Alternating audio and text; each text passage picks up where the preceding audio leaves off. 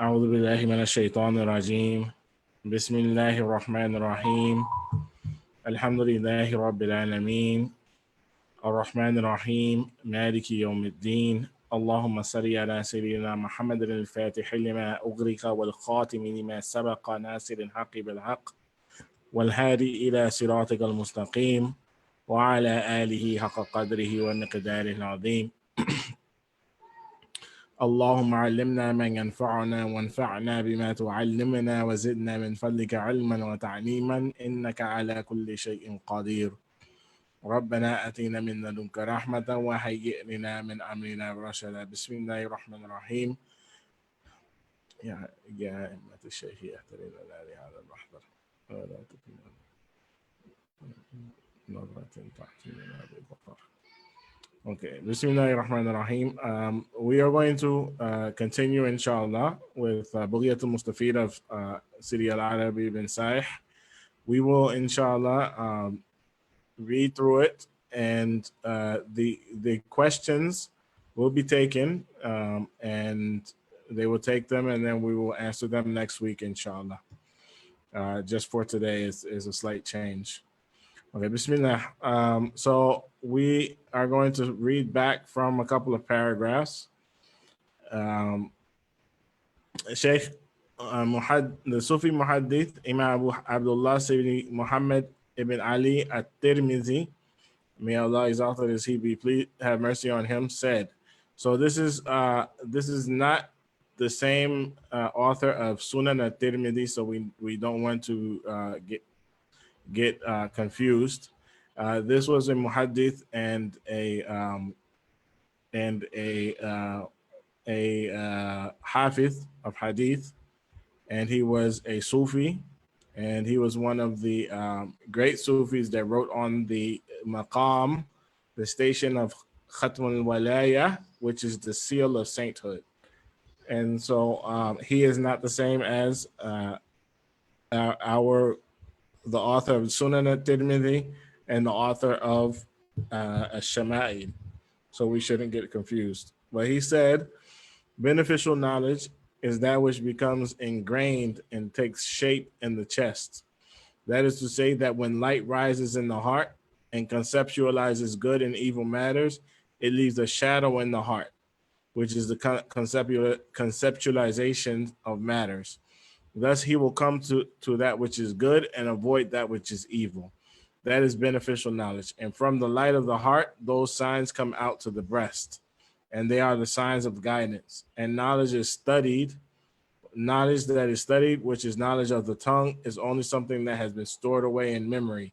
However, if his desires dominate him, they could descend upon that knowledge and expel its light by their darkness.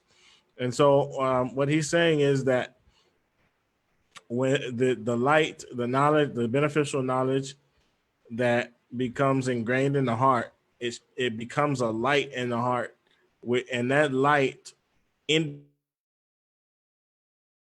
indicates what is good to such an extent that if someone didn't study, if somebody didn't study all the sections of fiqh, and he comes upon a situation and he looks into his heart, then his heart will tell him what is good and what is evil.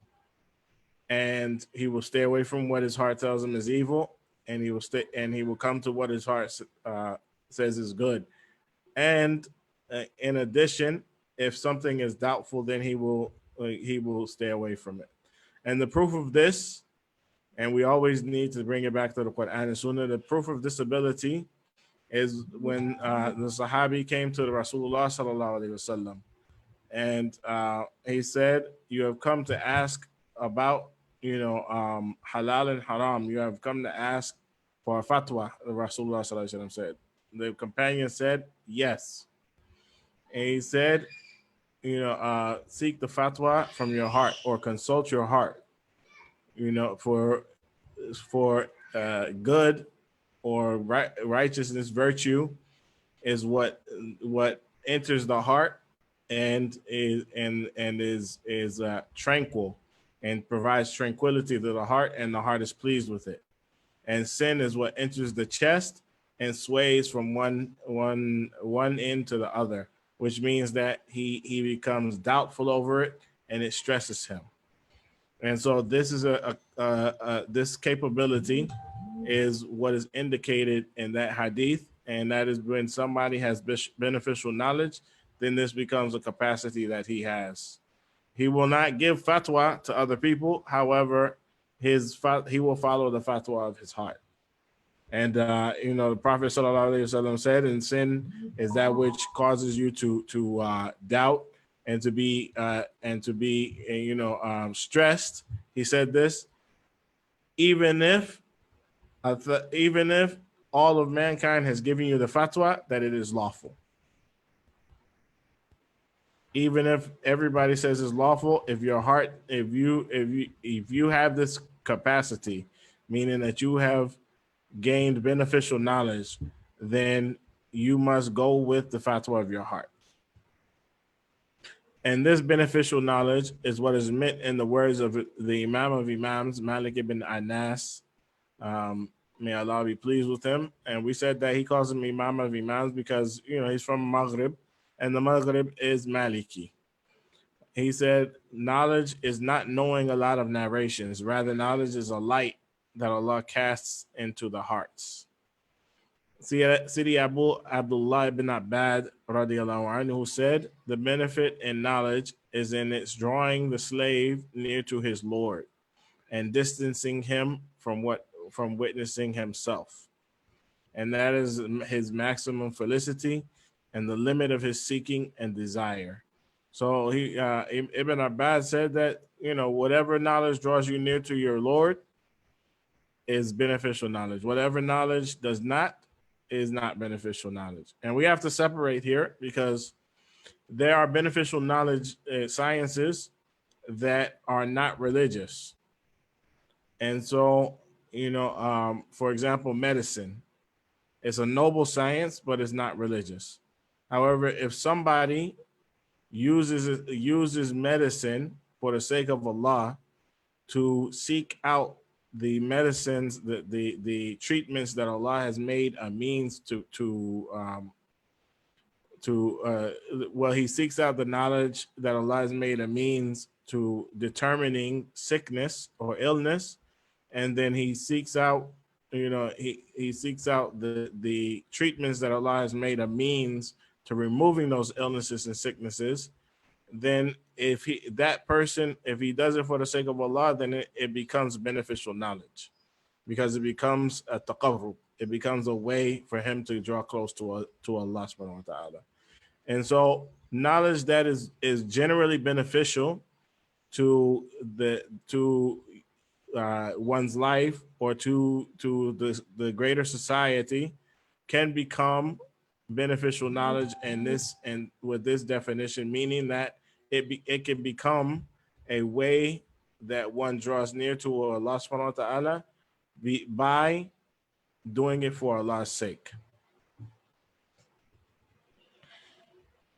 And he, may Allah exalted as he have mercy on him, narrated on authority of Al-Junaid, may Allah be pleased with him, be pleased with him, regarding real beneficial knowledge, a brief, sublime definition that brings together that around which the unadulterated sciences revolved, and it's pure gnosis or knowledge of Allah, exalted as he, and beautiful etiquette before him. He said, Al-Junaid, may Allah exalted as he have mercy on him, said, knowledge is that you should recognize your Lord and that you not consider your own worth. Then Al-Junaid, may Allah have mercy on him, said, these sciences are the sciences in which a person should occupy his life completely, and no one is free of need of neither a little or a lot of these sciences. Abu al-Hasan al-Shadili radiallahu anhu said, if someone does not enter into these sciences, referring to the sciences of the people of Allah, exalted as he will die persisting in major sins without knowing it.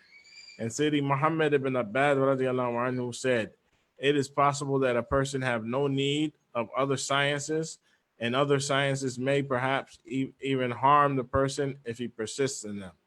And the Messenger of Allah sallallahu alaihi wasallam sought refuge from Allah from knowledge that doesn't benefit. That is a very, very famous dua, a very famous supplication of Rasulullah sallallahu alaihi wasallam, that he said, he sought refuge.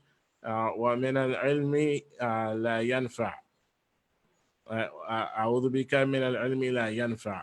I seek refuge in you from knowledge which has no benefit. And Shaykh Muhyiddin radiallahu anhu, or may Allah have mercy on him, said the following, alluding to the definition of beneficial knowledge. He said, knowledge is of two kinds. The first is knowledge that one only needs the way he needs provisions. And this knowledge it is necessary to be frugal and limit oneself to that which is necessary.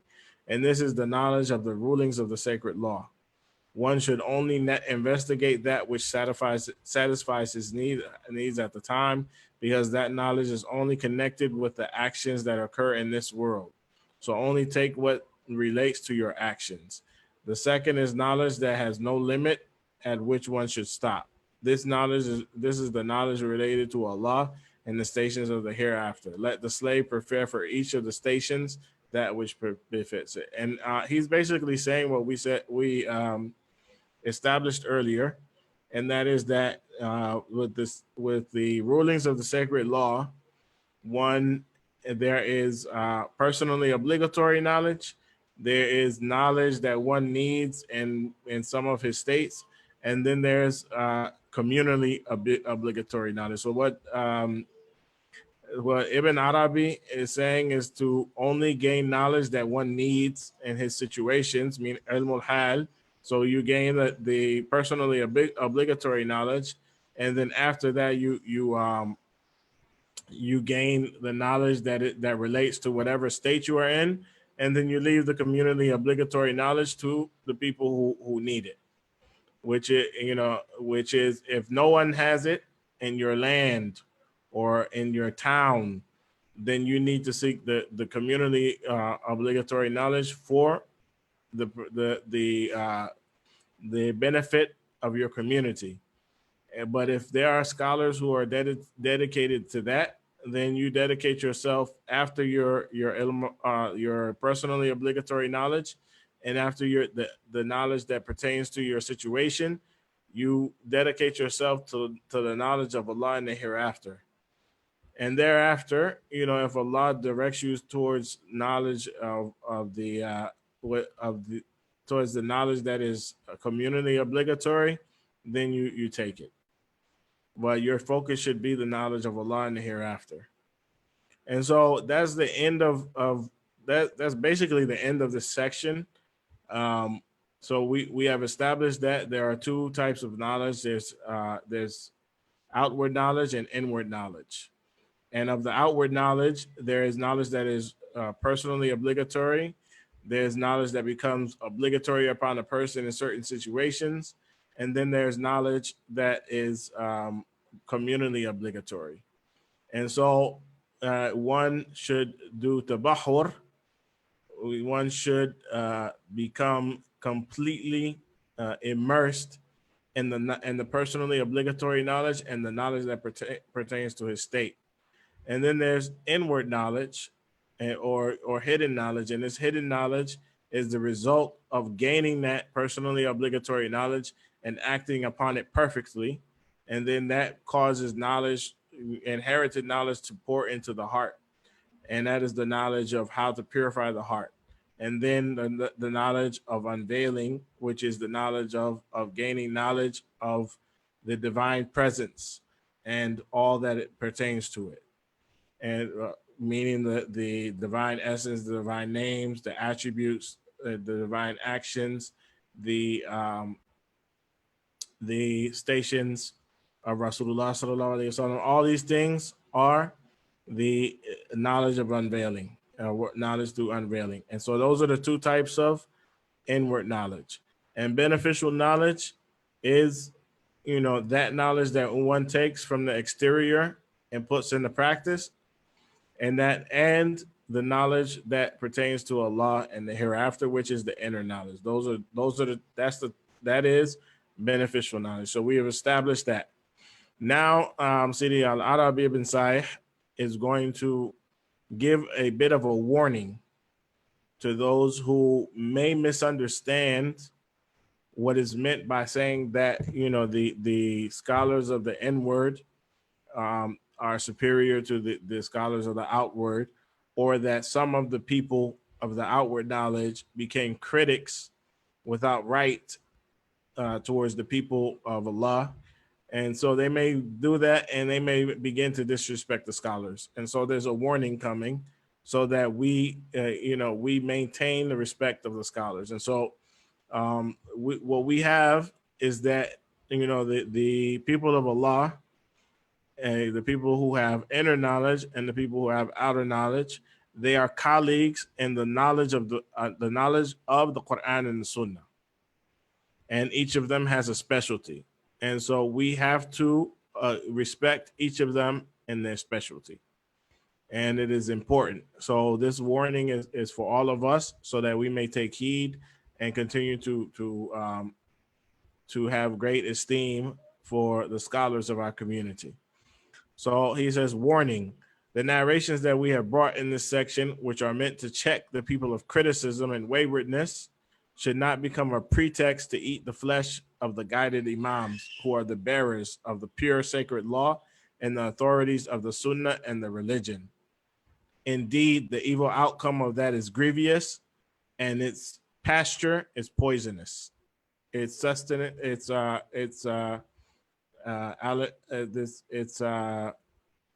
food is poisonous, and we seek refuge in Allah, exalted is He, from that. Imam Abu Qasim Ibn Asakir, may Allah be pleased with him, Ibn Asakir, may Allah be pleased with him, said, you should know, O brother, may Allah facilitate you and us to that which He pleases Him, and make us all from among those who fear Him and are conscious of Him the way He deserves, that the flesh of the scholars is poison. The habit of Allah, exalted is He, of removing the covering off of their detractors is well known, meaning that Allah exposes. And so people that talk bad about the scholars and people that try to destroy the scholars, Allah removes the covering off of them, so that their own faults and their own evil is made bare, is laid bare and is made evident. And that if someone sets his tongue loose to slander the scholars, Allah, exalted as He, will afflict him before his death with the death of the heart. It will cause his heart to die.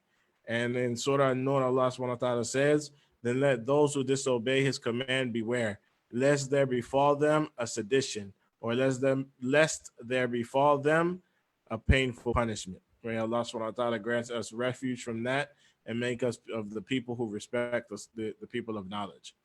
This was narrated by Allama al-Hattab, may Allah be pleased with him, at the beginning of his explanation of Mukhtasar al-Shaykh al-Khalil. Mukhtasar al-Khalil is one of the main texts in the Maghribi, well, actually all over now, but is one of the main texts in the Maliki fiqh curriculum. And so Mukhtasar al-Khalil is studied by advanced students of knowledge. So he said, and he narrated this at the beginning of Mukhtasar al-Khalil as a warning to the people to not slander the scholars. May Allah, exalted as He, have mercy on him and be well pleased with him. Ameen. Another example of this idea is in the words of the poet, the flesh of the people of knowledge is poison, and whoever shows them enmity is rushed towards destruction. So anybody who becomes an enemy of the scholars, he is rushed towards destruction. May Allah subhanahu wa ta'ala grant us refuge. And may these words that we wish to narrate on this topic be beneficial, if Allah, so exalted as He, so wills, to every lover who hopes for the path of desire, the path of irada, the path of seeking. And I seek refuge in Allah, exalted as He, from that I should claim in the narrations that I have brought to have gained any of the experience of their authors, the great stallions, the great notable scholars. It is only something that I have narrated in exact wording, so that it should be for me and for those who coincide with my understanding of them, a reminder and an insight for the purpose that I intended and the goal that I had contemplated. And the sciences of the people of Allah are far too great for someone with a deficient intellect to tamper with, especially in an era in which the signs of goodness have been effaced, the signs of excellence erased, and in which the dictates of the desires have dominated everyone, except those who Allah protects by His grace. May Allah make us from amongst them. Thus, they have gathered in the valleys of deviation and ignorance. Stop and listen, and beware, O criminal. And those words were only directed towards myself. And long ago, Suhrawardi, may Allah be pleased with him, said, after he had spoken in an explanation of the nobility of knowledge of the knowledge of the path, its lofty degree, and its exalted worth and position, he said, many of their sciences have been destroyed, just as many of the realities of their vestiges have been blotted out. Then he said, Al-Junayd said, the carpet of this knowledge has been folded up for many years. Now we are just speaking on its hems, meaning that we are just on the edges of the carpet of this, or of the domain of this knowledge. And the people who actually possess this knowledge have already passed away. That's what Junayd was saying. Then he said, these are the words of Al-Junayd. These are words Al-Junayd spoke in his time, despite his proximity to the era of the scholars of the Salaf and the pious Tabi'een.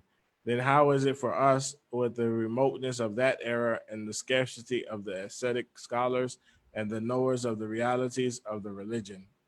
And so Hawardi is saying that, the true teachers of tasawwuf are rare, and we have to put pause there and actually contemplate that with what Shaykh Al-Tijani radiallahu anhu has said, and many of the scholars that came after him have said that the arifin, the perfect arifin, are many, and Allah subhanahu wa ta'ala has placed them throughout all the lands.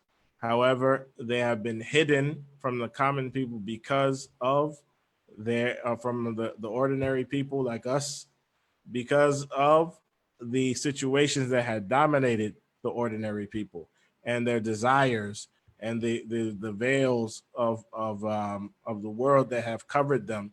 And so Allah hid the people of His people among the ordinary people. And in reality, the ordinary people, if they knew of the people of Allah, they would only seek them out for some benefit. And so if you seek out the people of Allah for some benefit of that you want worldly benefit, then you will lose the world in the hereafter.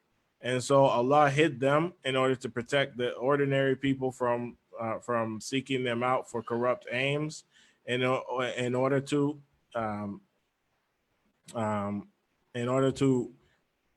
protect the people of Allah from being annoyed by such people. And so they are made to be amongst the common folk, and they cannot leave their presence for something that Allah, because Allah subhanahu wa ta'ala has willed that they be amongst the common people, the ordinary people. However, they cannot reveal themselves because the ordinary people do not deserve to know them. And so if we are given the opportunity to know one or more of Allah's people, then we should know that Allah has given us a great blessing, and we should cherish that blessing, and we should have sidq. We should have complete and utter dedication and truthfulness and sincerity towards His people. And we ask Allah subhanahu wa ta'ala to never deprive us of knowledge of who His people are. And so the bottom line is what we're saying is that Suhrawardi said that these people are rare and they almost don't exist in this time. But in reality, they are many. What the problem is that we can't, if we are veiled from them, it is because of us. If we can't see them, it is because of us. Abdul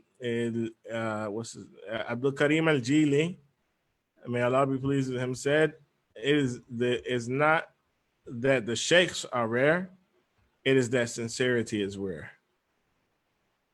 It is not that the sheikhs are rare, it is that sincerity is rare. May Allah subhanahu wa ta'ala grant us sincerity. And then Sidi Al-Arabi bin Saih, he continues. He said, I say those words of Ustaz Suhrawardi were spoken in his righteous time, which is illuminated by the glow of exemplary, notable people like him. And where are we from that, being that we are in the last, most sinful of times, along with its being overcome by the domination of negligence and absorption in shaitan. And the darkness of temptation and humiliation has intensified. Oh Allah, we ask you for complete, perpetual, all-inclusive well-being through your grace and generosity, O most merciful of the merciful. And so that is the end of the first section, the first topic of the Muqaddimah, the introduction to this work. And we're going to move on to the second topic, and we'll read some of it just to get the blessing of this topic, because it is one of the most important topics regarding the path of Allah subhanahu wa ta'ala. So the second topic, on some indications of true etiquette by way of summary and clarification of its originator, its position with the people, and its position with the people of perfection. And so we are going to be speaking about adab in this section. And so he's going to give some examples and also some definitions of adab on the path and its importance. He says, whereas this Ahmadian path, the Tijani path, comprises such excellent etiquettes as can never be counted, and the majority of the matters for which the unintelligent fools repudiate it are built upon the realization of what is considered to be, in the view of the noble, intelligent folk, perfect etiquette, I prefer that this topic should be included in the foreword of this text, coming before all of its investigations, so that it can be like a glowing light illuminating its destination and pathways. And he continues, you should know that the perfect sheikhs and realized connected knowers of Allah have all agreed that the most important of all matters in the path of the people of Allah, exalted is He, and the sum of all good and righteousness is etiquette and good manners. And it regulates all works and acts of obedience. And it is the frame on which is built every station and state. And they have stated that if someone adheres to observing its methodology and all of that if someone adheres to observing its methodology and all of that, he arrives and is connected. However, if he veers off from its path, the path of etiquette and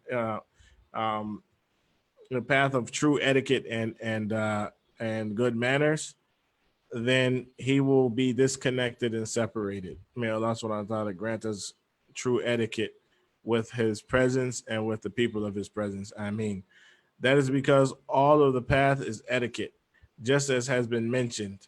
Every moment has its etiquette. Every state has its etiquette, and every station has its etiquette. So if someone adheres to etiquette, he will reach to where the men of God have reached. He will arrive to where the men of God have arrived. And if someone is denied etiquette, he is distant, even though he feels near, and rejected where he thought himself accepted. And there are other statements on etiquette that have been explicitly stated or clearly alluded to, some of which we will place in this chapter if Allah so wills. As for that which indicates the reality of etiquette according to the people of Allah, may exalted is He, the foundation upon which the sheikhs, may Allah be pleased with them, have supported themselves in their explanation of its reality, is that which is found in the hadith of the Prophet sallallahu alaihi wasallam, where he said, my Lord tutored me, and he beautified my refinement. It's the أدبني ربي فأحسن تأديبا. So my Lord, he tutored me or educated me, and he beautified my refinement. Then he ordered, or he gave me an excellent education. Then he ordered me to observe noble conduct. And then he ordered me to observe makarim thumma amarani bi makarim al-akhlaq. And then he ordered me to observe noble conduct. In Awarif al-Wa'arif, the author has said, etiquette is to be disciplined inwardly and outwardly. And when the slave has become disciplined inwardly and outwardly, he becomes refined. And the banquet, ma'daba, has been called a banquet because it comprises beautiful things. So etiquette is not perfected in the slave except through the perfection of noble conduct within him. So here he refers to the banquet, and he's referring to, so um, adab is from a root, hamza, dal, and ba, and ma'daba, which means a banquet. Um, Ma'daba is also from the same root. And so he is connecting the banquet, which comprises beautiful things, with the meaning of etiquette, which is beautiful, beautiful and noble conduct in the slave.